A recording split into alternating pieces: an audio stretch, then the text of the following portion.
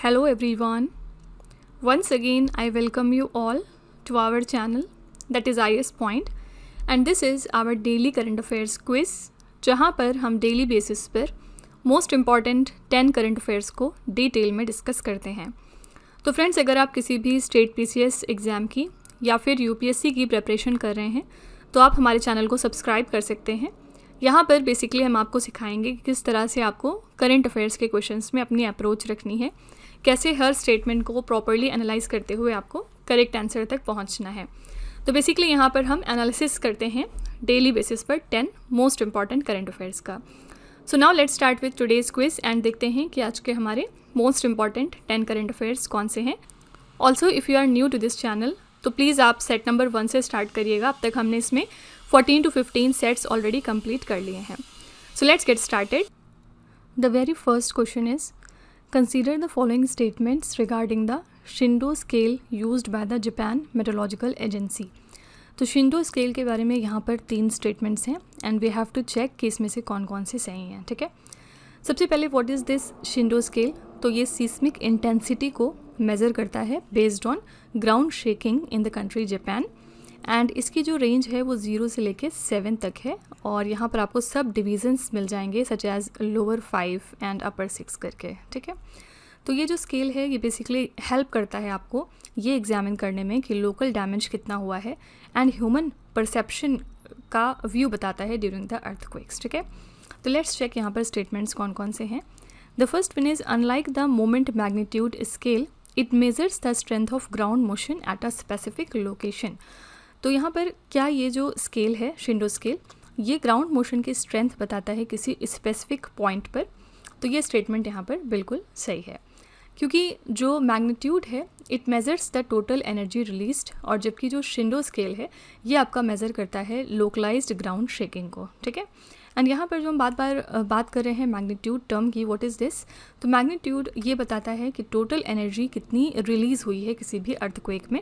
And यहाँ पर Richter scale जिसका नाम आपने फ्रिक्वेंटली सुना होगा, रिचर स्केल को हम वाइडली यूज़ करते हैं मैग्नीट्यूड स्केल के तौर पर। ठीक है, एंड मोमेंट मैग्नीट्यूड स्केल जो है वो काफ़ी प्रेफर किया जाता है अगर लार्ज अर्थक्वेक्स आए हैं तब वहाँ पर। ओके, तो यहाँ पर बिल्कुल सही स्टेटमेंट है कि unlike the moment magnitude scale it measures the strength of ground motion at a specific location और point. Okay, the second statement says a lower 5 intensity typically makes it difficult for the people to walk without holding on to furniture. अगर lower 5 यहाँ पर value आ रही है, अगर lower 5 intensity का earthquake है इस स्केल पर, तो क्या it makes it difficult for the people to walk without holding on to furniture. ये भी स्टेटमेंट बिल्कुल सही है क्योंकि अगर लोअर 5 है स्केल पर इसका मतलब ये है कि आप सपोर्ट के बिना वॉक भी नहीं कर सकते हैं। ठीक है, आपको किसी फर्नीचर या किसी सपोर्ट की ज़रूरत पड़ेगी वॉक करने के लिए। तो ये स्टेटमेंट भी सही है। And the third statement says the scale ranges from 0 to 10 with 10 being the highest possible level of destruction. No, अभी मैंने आपको जस्ट बताया कि यहाँ पर जो रेंज है वो 7 तक है, 0 to 7 इसके रेंजेस हैं। ऑल्दो यहाँ पर 10 लेवल्स होते हैं but it does not include the 10 point. Okay, क्योंकि it stops at this 7 and यहाँ पर फिर सब डिविजन्स आते हैं जैसे कि लोअर 5 एंड अपर 6। ठीक है, तो 0 to 7 तक का ये स्केल होता है, यहाँ पर 10 नंबर इंक्लूडेड नहीं होता। The scale ranges from 0 to 10 ये कहना गलत होगा। तो थर्ड स्टेटमेंट यहाँ आपका एलिमिनेट हो गया। Which of the statements given above are correct. Here the correct answer is 1 and 2 only. I hope this question is clear to you. And यहाँ पर हमने बात करी है जापान मेट्रोलॉजिकल एजेंसी की। So basically JMA seismic intensity scale हम primarily use करते हैं जापान में to measure the earthquake intensity. और ये जो स्केल होती है इसमें आपको सब डिविजन्स मिलते हैं जिससे आप शेकिंग की जो सीवियरिटी है उसकी डिटेलिंग ले सकते हैं, उसको डिटेल में समझ सकते हैं, जिससे आप इमरजेंसी रिस्पॉन्स में फ़ायदा उठा सकते हैं। ठीक है, अर्थक्वेक के इंटेंसिटी लेवल्स की बात करेंगे तो इंटेंसिटी लेवल्स डिस्क्राइब करते हैं कि अर्थक्वेक का कितना इफेक्ट है किसी भी स्पेसिफिक लोकेशन पर। और हमने यहाँ पर देखा कि अगर लोअर 5 आ रहा है, उससे भी कम आ रहा है इंटेंसिटी स्केल पर, तो walking without support is very very difficult. Okay, तो ये हो गया आपका शिंडो स्केल के बारे में। Moving to next question, consider the following statements. यहाँ पर 2 स्टेटमेंट हैं which we have to check कि इनमें से कौन सा सही है। The first statement says the Pacific plate subducts mean slides beneath the North American plate at the Japan trench. क्या ये स्टेटमेंट सही है? बहुत ही माइन्यूट सा पॉइंट है यहाँ पर एंड बहुत क्लियर आपको अंडरस्टैंडिंग की ज़रूरत पड़ेगी इस क्वेश्चन को सॉल्व करने के लिए। तो जापान ट्रेंच एक डीप सबमरीन ट्रेंच है जो कि फॉर्म होता है by the subduction of the Pacific plate, ठीक है। स्पेसिफिकली बात करेंगे तो जो डेंस ओशनिक पैसिफिक प्लेट हैं ये जब वेस्ट की तरफ मूव करती हैं and it descends beneath the lighter north American plate, तब ये जापान ट्रेंच जो है आपका वो क्रिएट होता है, ठीक है। तो ये जो कन्वर्जेंट बाउंड्री है it is a classic example of an oceanic continental subduction zone, okay. तो first statement was perfectly fine. The second statement says this subduction process is the primary cause of the massive mega thrust earthquakes in this region।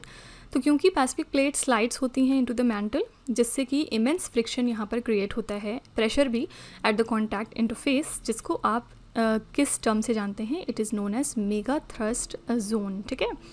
And जब ये accumulated stress friction से ज़्यादा बढ़ जाता है तो कई बार it results in powerful mega thrust earthquake, ठीक है। 2011 का अगर आपको तोहोकू ओकी अर्थक्वेक, ये बहुत ही फेमस अर्थक्वेक था, बहुत डिज़ास्ट्रस था। ये जो अर्थक्वेक था इसका मैग्नीट्यूड लगभग 9 to 9.1 था। ये प्राइमरी एग्जाम्पल माना जाता है इस प्रोसेस का occurring precisely along this subduction interface, ठीक है। तो ये सेकंड स्टेटमेंट भी सही है। ये जो सबडक्शन प्रोसेस की हमने फर्स्ट स्टेटमेंट में बात की है ये प्राइमरी कॉज है कई बार यहाँ के मैसिव मेगा थ्रस्ट अर्थक्वेक्स का इस रीजन में, ठीक है। Which of the above option statements are correct, तो दोनों ही ऑप्शन यहाँ पर बिल्कुल सही थे। C option is the right answer, okay. ना यहाँ पर जो हमने कीवर्ड्स यूज़ किए उनके बारे में थोड़ा सा देख लेते हैं। First of all talking about the Japan trench, ये कहाँ पर है, it is located in the north western Pacific ocean and Japanese islands के ईस्ट साइड पर ये पड़ता है। ये one of the deepest oceanic trenches है हमारा, जिसकी जो डेप्थ है वो 8000 मीटर्स तक एक्सपेक्ट की गई है। एंड ये जो ट्रेंच है it results from the subduction of the Pacific plate beneath the North American plate, ये हमने ऑलरेडी देखा, ठीक है। देन हम यहाँ पर बात करेंगे पैसिफिक प्लेट की, तो it is the largest tectonic plate on earth and generally ये नॉर्थ वेस्ट साइड पर मूव करते हैं at a rate of about 7 to 11 centimetres per year, okay. And ये जो पैसिफिक प्लेट है it is bounded by many subduction zones, जिससे frequent earthquakes and volcanic activities in regions में होती रहती हैं, ठीक है। After that we talked about the term subduction zone. तो सबडक्शन जोन कब होता है, जब टेक्टोनिक प्लेट कोई भी सिंक करती है beneath another tectonic plate into the mantle. And ये जो जोन्स हैं यहाँ पर these are often associated with deep oceanic trenches and volcanic arcs. Mega thrust earthquakes यहाँ पर इस सबडक्शन जोन में इस वजह से ओरिजिनेट होते हैं, ठीक है। After that we talked about mega thrust earthquakes, तो ये कब अकर करते हैं, हमने अभी जस्ट देखा कन्वर्जेंट प्लेट बाउंड्रीज पर, ओके। तो यहाँ पर दोनों ही स्टेटमेंट सही थे। C option is the right answer. Moving to third question, consider the following sources of biomass. यहाँ पर बायोमास के सोर्सेज दिए हैं and which of the above can be used as the feedstock for producing the sustainable aviation fuel in India. आपको बताना है कि इनमें से हम कौन सा प्रोडक्ट यूज़ कर सकते हैं as a feedstock sustainable aviation fuel को इंडिया में प्रोड्यूस करने के लिए। First of all what is this sustainable aviation fuel, इससे क्या फ़ायदा होता है, कार्बन एमिशन को ये रिड्यूस करता है by up to 80% if we compare it with conventional jet fuel, ठीक है। तो यहाँ पर कुछ ग्लोबल स्टैंडर्ड्स वगैरह सेट हैं for the quality and safety of sustainable aviation fuel, और इनको हम प्रोड्यूस कर सकते हैं डिफरेंट फीड स्टॉक से, जैसे कि oil, fats and waste material, ठीक है। तो इंडिया की जो पॉलिसी है एंड जो ग्लोबल सस्टेनेबल एविएशन फ्यूल के स्टैंडर्ड्स हैं उसमें आपको wide variety of feed stock मिल जाएंगे। पहला है used cooking oil, it can be use definitely. Next है शुगर केन मोलासिस, ये भी यूज़ किया जा सकता है। नेक्स्ट है जेट्रोफा करकास, ये भी एक नॉन एडिबल ऑयल सीड है जिसको इंडिया में बहुत प्रमोट किया जाता है for biodiesel and biojet fuel. And next है यहाँ पर म्यूनिसिपल सॉलिड वेस्ट, इसको आप कन्वर्ट कर सकते हैं वाया गैसिफिकेशन, या फिर इसके लिए एक प्रोसेस भी यूज़ होता है जिसका नाम है फिशर ट्रॉफ्स सिंथेसिस, ठीक है। तो इस प्रोसेस की हेल्प से भी आप इसको कन्वर्ट कर सकते हैं सस्टेनेबल एविएशन फ्यूल प्रोड्यूस करने के लिए। तो यहाँ पर चारों ही जो बायोमास के सोर्सेज हैं इनको आप यूज़ करके अपना सस्टेनेबल एविएशन फ्यूल प्रोड्यूस कर सकते हैं, ठीक है।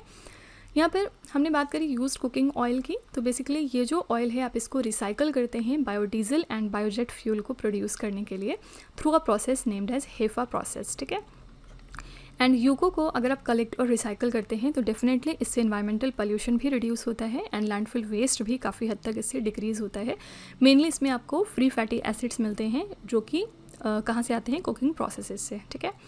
नेक्स्ट हम यहाँ पर बात करें जैट्रोफा कर्कस की, तो ये एक ड्रॉट रेजिस्टेंट प्लांट होता है जिसको आप यूज़ करते हैं for non edible oil production, and इसका जो ऑयल है वो काफ़ी ज़्यादा सूटेबल माना जाता है for biodiesel and biojet fuel without competing with food crop, and इसका कल्टिवेशन बहुत प्रमोट किया जाता है हमारे मार्जिनल लैंड्स में which are unsuitable for food production. ठीक है, देन हमने जो एक प्रोसेस डिस्कस किया था फिशर ट्रॉफ सिंथेसिस, इसमें क्या होता है, इसमें आप सिन गैस को कन्वर्ट करते हैं into liquid hydrocarbons like synthetic fuel, and ये जो प्रोसेस है ये कब जनरेट हुआ था, 1920s के अराउंड जर्मनी में। ठीक है, तो ये हमारे सारे के सारे जो बायोमास के सोर्सेज हैं आप इनका यूज़ करके सस्टेनेबल एविएशन फ्यूल इंडिया में प्रोड्यूस कर सकते हैं। ठीक है, I hope this question is clear to you.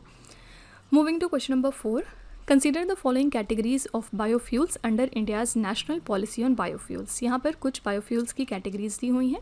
How many of the above are explicitly categorised as the basic biofuels under the policy. आपको बताना है कि फर्स्ट जनरेशन बायोफ्यूल्स इनमें से कौन कौन से हैं। सबसे पहले बायोफ्यूल होते क्या हैं। बायोफ्यूल बेसिकली जो बायोइथेनॉल है इसमें, उसको आप कॉमनली प्रोड्यूस करते हैं from sugarcane and corn, और बायोडीज़ल आप जनरेट करते हैं by transesterification of vegetable oils और एनिमल फैट्स। बायो सीएनजी को आप डिराइव करते हैं from the anaerobic digestion of organic waste. ठीक है, देखिए जो हमारी नेशनल पॉलिसी है ऑन बायोफ्यूल्स, उसमें जो बेसिक बायोफ्यूल्स की हम बात कर रहे हैं, जैसे कि फर्स्ट जनरेशन के जो हमारे बायोफ्यूल्स हैं, इसमें क्या क्या आता है, बायो एथेनॉल आता है, एंड इसके अलावा बायोडीज़ल आता है। ठीक है, एंड यहाँ पर ये जो bio CNG and drop-in fuels including SAF दिया हुआ है, तो ये कैटेगरी हमारी जो है वो सेकेंड जनरेशन फ्यूल्स में आती है। सेकेंड जनरेशन के ये बायो फ्यूल्स हैं। ठीक है, जो थर्ड जनरेशन के बायो फ्यूल्स हैं आपके, it depends on the feed stock and technology that was used. Okay, तो यहाँ पर 3 और 4 सेकेंड जनरेशन का था, फर्स्ट एंड सेकेंड जो है ये फर्स्ट जनरेशन के थे।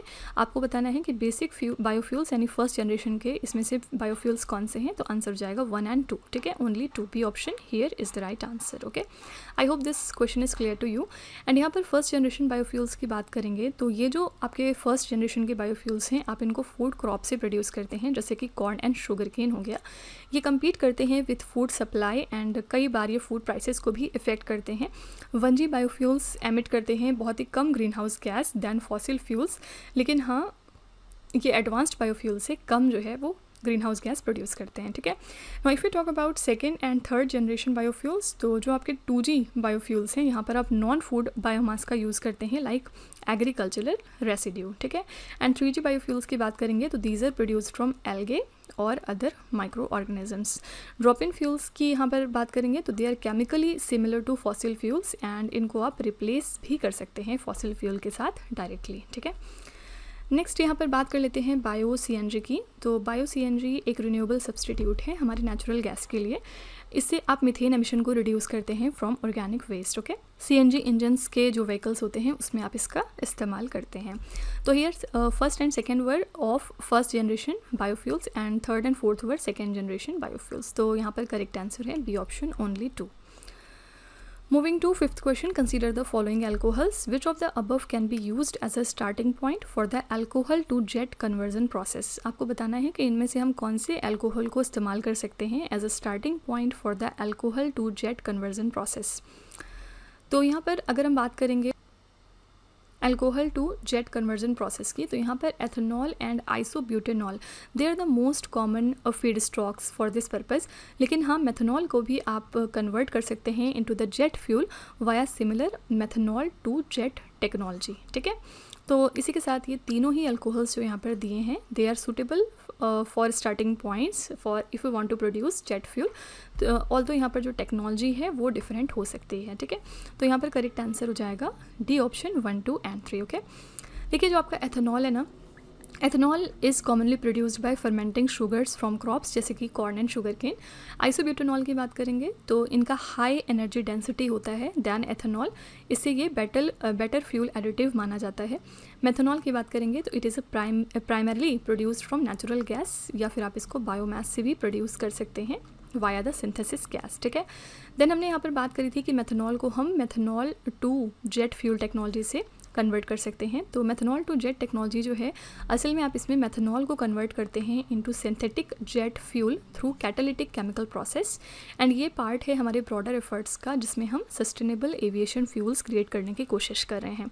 तो methanol can be produced from renewable sources, जिससे कि जेट फ्यूल कार्बन एमिशंस जो हैं वो आपके रिड्यूस होते हैं। ठीक है, सस्टेनेबल एविएशन फ्यूल की हम ऑलरेडी बात कर चुके हैं। इससे आपका जो एयरक्राफ्ट की वजह से ग्रीन हाउस गैस एमिशन है वो रिड्यूस होता है, क्योंकि आप यहाँ पर रिन्यूएबल फीड स्टॉक का यूज़ करते हैं। कॉमन SAF फीड स्टॉक कौन कौन से हैं? बायोमास हो गया, वेस्ट ऑयल हो गया, एंड अल्कोहल्स जैसे कि एथेनॉल वगैरह। ठीक है, तो यहाँ पर strict aviation fuel standard set हैं हमारे सस्टेनेबल एविएशन फ्यूल के लिए for safety and performance. Fine, तो यहाँ पर करेक्ट आंसर था डी ऑप्शन 1, 2 एंड 3। Moving to 6th question, in the context of the north east Indian landscape, Umiam lake is a major reservoir primarily created for which of the following purpose. आपको बताना है Umiam lake, जिसको आप 12 पानी भी कहते हैं, इसका प्राइमरी पर्पस क्या है। तो कब फॉर्म हुई थी ये लेक? 1960s में, जहाँ पर आपने यूमियम रिवर को डैम किया था। एंड प्राइमरली अगर हम बात करेंगे तो इसका पर्पज़ है वाटर को स्टोर करना from the Umiam stage 1 hydro power project. ठीक है, और ये जो हमारा हाइड्रो पावर प्रोजेक्ट है उमियम स्टेज 1, ये क्यों इंपॉर्टेंट है? Because this is the first major hydroelectric power project हमारे नॉर्थ ईस्टर्न इंडिया में। ठीक है, तो although it is not also a tourist destination, तो although it is a tourist destination, लेकिन इसकी जो ओरिजिन है it is primarily energy focused. तो क्या एक इम्पॉर्टेंट फीचर हो गया उमियम लेक का? तो it has been developed to serve as a reservoir for the first hydroelectric power project that is located in the northeastern side. Okay, so B option here is the right answer. Umiam lake की बात करेंगे तो ये एक artificial reservoir है जिसको हमने form किया है रिवर को डैम करके, उमियम रिवर को। It is located in the Indian state of Meghalaya, and इसको हमने 1960s के आसपास क्रिएट किया था। हाइड्रो इलेक्ट्रिक पावर की बात करेंगे तो it converts the flowing water into electricity, and पहला हमारा hydro electric power plant develop हुआ था 1882 में, कहाँ पर? In the USA, and definitely it is a renewable and clean source of energy, right. Umiam river की बात करेंगे तो Umiam river flows through Meghalaya, and ये रिवर फीड करती है हमारे उमियम लेक रिजर्वायर को। Also it is the part of the Brahmaputra river basin. Fine, so here the correct answer was B option. It was to serve as a reservoir for the first hydroelectric power project in the northeast. Coming to 7th question, consider the following statements. We have to check कौन से सही हैं। The first one is Darangba Shnong is a traditional village headman who plays a role in local governance and the land issues. Basically ये जो रंगबा शोंग है ये एक ट्रेडिशनल विलेज काउंसिल सिस्टम है, कहाँ का? कौन से स्टेट का? तो मेघालय स्टेट का। ठीक है, एंड इसमें लोकल गवर्नेंस को एडमिनिस्टर किया जाता है, एंड जो भी डिस्प्यूट्स होते हैं विद इन द ट्राइब उनको रिजॉल्व करने की कोशिश की जाती है। तो रंगबा शोंग जो है ये elected elders and community heads का एक ग्रुप होता है बेसिकली। ठीक है, तो यहाँ पर कुछ लोग इसमें होते हैं who plays a role in the local governance and land issues. बिल्कुल सही है। Second statement says these traditional institutions are formally recognised under the 6th schedule of the Indian constitution. तो क्या ये स्टेटमेंट सही है? तो जो हमारे इस तरह के ट्रेडिशनल ट्राइबल इंस्टीट्यूशंस हैं they are acknowledged under the 6th schedule of Indian constitution, जो कि आपको ऑटोनॉमस एडमिनिस्ट्रेटिव पावर्स प्रोवाइड करता है to the tribal areas including the matters of governance and the land management. ठीक है, तो दोनों ही स्टेटमेंट बिल्कुल सही थे। Your answer here is C option both 1 and 2। Okay, no here we talked about 6th schedule of Indian constitution. इसमें basically autonomous governance grant की गई है हमारे ट्राइबल एरियाज़ को नॉर्थ ईस्टर्न इंडिया साइड पर।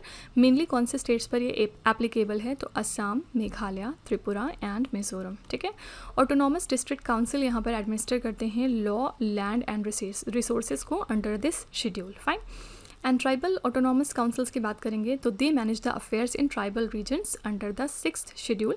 इनके पास डिफरेंट पावर्स होती हैं over the land, forest management and the social customs के रिगार्डिंग। ठीक है, so here correct answer was C option both 1 and 2।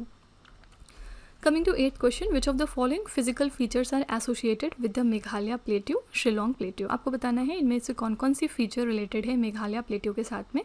तो मेघालय प्लेट्यू में प्राइमरली इंक्लूड होते हैं गारो हिल्स, खासी hills and the Jaintia hills. ठीक है, यहाँ पर मिकीर हिल्स की बात नहीं हो रही है क्योंकि मिकीर हिल्स जो हैं ये आपके असम के कार्बी एंगलोंग डिस्ट्रिक्ट में लोकेटेड हैं। बेसिकली ये असम स्टेट में है। ठीक है, ऑल्दो जियोलॉजिकली हम देखेंगे तो ये लिंक्ड है शिलोंग प्लेटो के साथ में as the extension of the peninsular plateau, लेकिन मिकीर हिल्स जो है वो कहीं से भी मेघालय प्लेट्यू का पार्ट नहीं है। ठीक है, तो यहाँ पर सेकेंड ऑप्शन सिर्फ एलिमिनेट होगा, बाकी सारे सही हैं. Select the correct option. Your answer is B option 1, 3 and 4 only. Okay. Now here if we talk about the Meghalaya plateau, it is known for its rich biodiversity and यहाँ पर आपको dense forest भी मिलेंगे. और यहाँ पर ये जो प्लेट्यू है ये one of the world's longest caves hold करता है, जो कि है द सीजू केव. ठीक है. तो ये कहाँ पर है? तो ये north eastern part of India पर है and definitely it forms part of the Shillong plateau. Okay.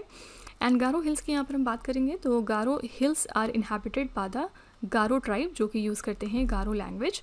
And यहाँ पर एक यूनेस्को बायोस्फीयर रिजर्व भी मौजूद है इस गारो हिल्स के ऊपर and this is the Nokrek national park. Okay. And ये जो रीजन है ये one of the highest rainfall levels receive करता है इंडिया के अंदर. ओके. देन हम यहाँ पर बात करेंगे मिकीर हिल्स की. तो ये लोकेटेड है काजीरंगा नेशनल पार्क के ईस्टर्न साइड पर असम स्टेट में एंड ये हिल्स जियोलॉजिकली पार्ट हैं सदर्न एक्सटेंशन ऑफ हिमालयाज़ का. कार्बी एंगलोंग डिस्ट्रिक्ट जहाँ पर आपको सबसे ज़्यादा मिकीर हिल्स मिलते हैं, ये अपनी ट्राइबल डाइवर्सिटी के लिए काफ़ी ज़्यादा जाना जाता है. ओके. देन नेक्स्ट है यहाँ पर हमने बात करी शिलोंग प्लेट्यू की, means Meghalaya plateau. Shillong plateau basically extension है हमारे पेनिनसुलर प्लेट्यू का इन नॉर्दर्न ईस्टर्न इंडिया. यहाँ पर फ्रिक्वेंट अर्थक्वेक्स भी ये जगह एक्सपीरियंस करती है because of tectonic activity. Fine. So here second option was eliminated because it lies in the state of Assam and rest were fine. So correct answer is 1, 3 and 4 only. Moving to 9th question, consider the following pairs of lakes and their locations. How many of the above pairs are correctly matched? We have to check इनमें से lake और location का कौन सा pair सही है. The first one is Loktak Lake. Does it lie in the state of Manipur? Yes, perfectly fine. And ये बहुत ज़्यादा फेमस हैं फुमडीज के लिए. फुमडीज क्या हैं? These are floating biomass mats which are unique to Loktak Lake. ठीक है. It is the largest freshwater lake as well हमारे नॉर्थ ईस्टर्न इंडिया में. एंड यहाँ पर इकलौता फ्लोटिंग नेशनल पार्क भी लोकेटेड है लोकतक लेक पर and this is the Keibul Lamjao national park. Okay. So we have heard about Loktak Lake many times. It is perfectly fine. The second one is Omyam Lake. Does it lie in Meghalaya? Just we have talked about it. Omyam is a man-made reservoir and definitely it lies in Meghalaya. It is also known as Bara Pani. अभी पीछे हमने बात करी थी and also it is a artificial kind of lake. Okay. This lake was created by damming the Omyam River water in the 1960s. Popular site है ये water sports के लिए in the state of Meghalaya. Fine. Next है यहाँ पर तामदी lake and यहाँ पर इसका पेयर है मिज़ोरम. तो ये एक नेचुरल लेक है जो कि मिज़ोरम में है. ठीक है. एंड ये लेक भी एक सिग्निफिकेंट टूरिस्ट डेस्टिनेशन है मिज़ोरम में. इट सपोर्ट्स लोकल बायोडाइवर्सिटी जैसे कि हमारे fish and the bird species. Okay. Next है यहाँ पर दीपोर बील एंड ये जो बील है ये आपका फ्रेश वाटर लेक है. Also it is a designated Ramsar site in the state of Assam. यहाँ पर आपको माइग्रेटरी बर्ड्स का एक अच्छा हैबिटाट मिल जाएगा एंड यहाँ पर बहुत तरीके के फ्लोरा एंड फौना मौजूद हैं. It act as a natural flood storage basin for Guwahati city as well. Okay. तो यहाँ पर जितने भी पेयर्स थे ये सारे बिल्कुल सही थे. How many of the above pairs are correctly matched? Your answer is D option. All the 4 pairs were perfectly fine. Okay. Now coming to last question, consider the following ancient civilisations and their geographic regions. यहाँ पर कुछ civilisations के नाम हैं and their geographic region. आपको check करना है कि इनमें से कौन सा पेयर सही है. The first one is Tiwanaku Lake Titicaca basin. क्या ये सही है? तो ये जो तिवानाकू है ये एक एंशिएंट सिविलाइजेशन थी जो कि बसी थी नियर लेक टिटिकाका. कौन सी कंट्री की बात हो रही है? This is the country Bolivia. ठीक है. एंड ऐसा माना गया कि ये 300 से लेके 1000 CE पुराने हैं and they are known for its impressive stone architecture and monolithic gateways. ठीक है. तो फर्स्ट इज़ परफेक्टली फाइन.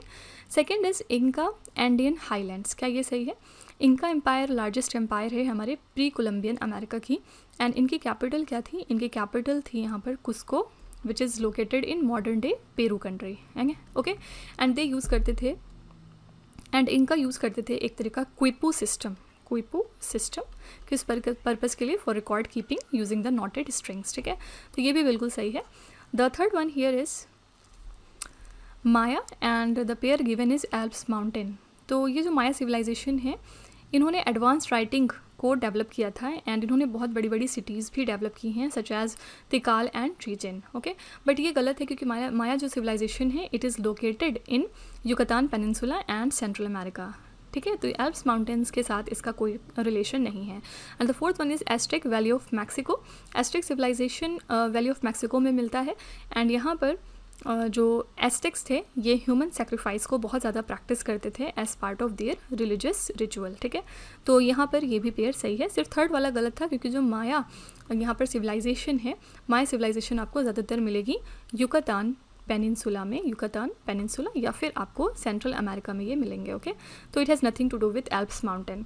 तो थर्ड वाला सिर्फ यहाँ पर एलिमिनेट होगा, बाकी सारे सही थे। How many of the above pairs are correctly matched, your answer is C option, only 3 pairs, okay. So friends, with this we are done with our 10 questions for today and I really hope कि आपने session को पसंद किया होगा and आप definitely काफ़ी कुछ नया सीख कर जा रहे होंगे। So with this I am winding up the session. Do let me know in the comment section कि आपको कैसी लगी class. In case you liked it, please hit the like button. And if you have any suggestion regarding this class, तो आप comment में जाके लिख सकते हैं, okay? So we'll meet again tomorrow. Till then, stay tuned. Thank you so much for watching.